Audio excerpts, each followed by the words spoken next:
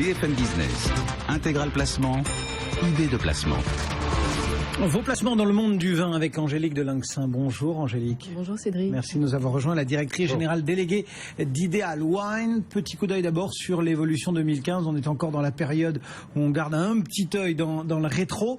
Les indices qui, chez vous, ont terminé sur une note très positive, hein, plus 12, quasiment 12,2 pour le Windex. Qu'est-ce qui a soutenu, finalement, permis cette belle performance? On fait mieux que le CAC?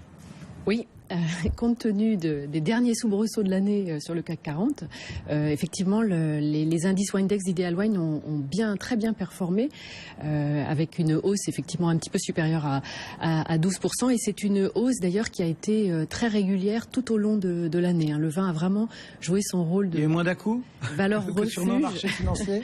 Absolument.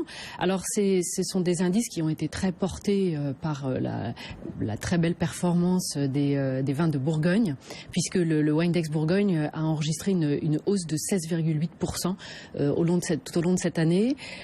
Très belle performance aussi des vins de la vallée du Rhône, avec un petit peu plus de 10% de croissance sur l'année. Ce sont plutôt les vins de Bordeaux qui, eux, sont restés pratiquement stables à 2,15%.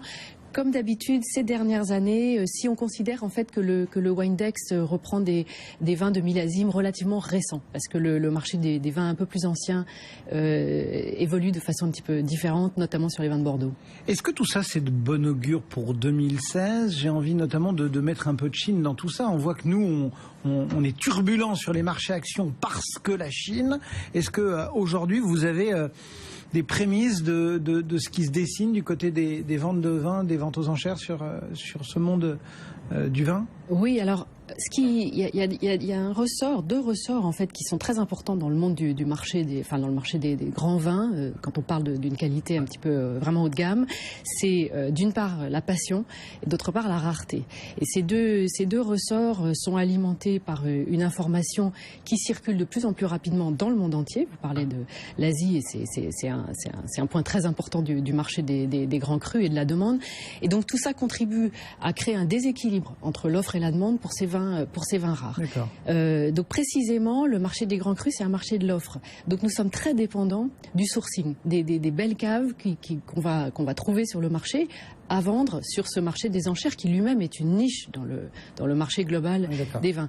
Donc ce qui est très important, c'est vraiment l'offre. Vous trouverez toujours des gens, de passionnés au moins, pour se battre sur une bouteille rare. Et c'est ça qui va faire la spécificité vraiment de ce marché. Alors ça, c'est vraiment le phénomène intrinsèque.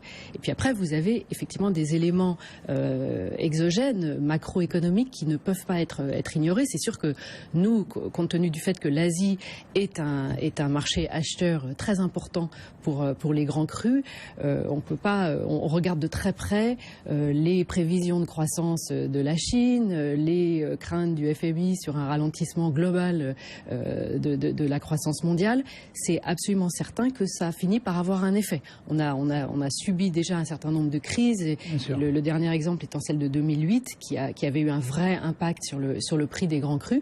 Donc on ne peut pas négliger ce facteur-là, mais il sera quand même toujours compensé par ces phénomènes de rareté. Est-ce que pour les mois qui viennent, vous avez identifié quelques régions peut-être qui sont plus à surveiller, qui sont plus à suivre ? Si on regarde les mois précédents, enfin la fin de l'année dernière, il y a vraiment deux segments qui se sont distingués. Un qui est microscopique, puisqu'il représente à peine 2,5% des échanges sur le marché des enchères, c'est la Champagne.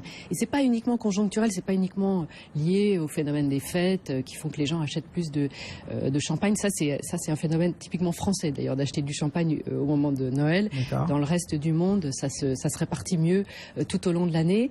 Et là, c'est vraiment un segment qui a été extrêmement dynamique. Il y a eu à la fois des bouteilles rares, de l'émulation, aussi bien d'ailleurs sur des très grandes marques comme Dom Pérignon, Krug ou Ruinart, que sur des maisons beaucoup plus confidentielles comme Solos. Donc ça, c'est le premier segment qui est vraiment extrêmement actif et qui en plus draine une population d'acheteurs qui est très large et qui est mondiale.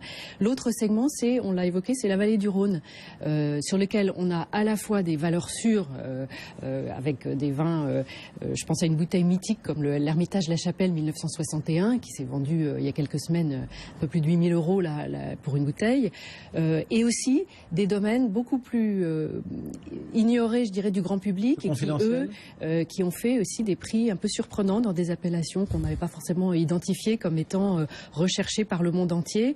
Et vous avez des acheteurs, notamment américains, qui sont prêts à payer n'importe quel prix pour une bouteille de Cormas du domaine Verset, que vous connaissez sûrement très bien.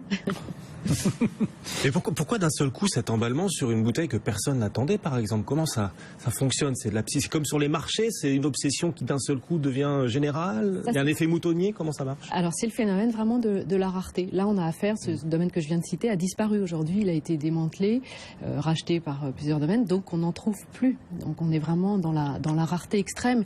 Et d'ailleurs en matière de placement vin, c'est vraiment un ressort qui fait que c'est extrêmement complexe. C'est-à-dire qu'on est obligé d'être dans le stock picking. Un des principaux moteurs de la construction de la valeur d'un vin, c'est la rareté. Donc on ne peut pas bâtir une stratégie d'investissement sur juste quelques lignes pour lesquelles on va acheter en masse une valeur dans laquelle on croit. En matière de vin, c'est précisément l'inverse qu'il faut faire. Justement, en quelques secondes pour terminer, Angélique, quelques conseils de base sur l'investissement dans le vin pour les mois à venir. Qu'est-ce qu'il faut regarder, qu'est-ce qu'il faut jouer, qu'est-ce qu'il ne faut pas faire, est-ce qu'il faut regarder les primeurs, comment est-ce qu'on appréhende un petit peu ça si on n'est pas encore totalement décidé à y aller? Alors d'une part, il ne faut pas considérer que ce sera un investissement de très court terme. Il faut vraiment raisonner sur le plus long terme. Les prix ont beaucoup augmenté ces dernières années. Donc la valorisation, on ne va pas la trouver en 2-3 ans. Ça va être au-delà de 5 ans. Ça, c'est le premier élément. Deuxième élément, il ne faut surtout pas être moutonnier, comme disait Guillaume. Je pense notamment à tout ce qu'on a pu dire en termes de Bordeaux bashing sur cette région. Moi, je trouve que c'est formidable, parce que en fait, ça a créé plein d'opportunités.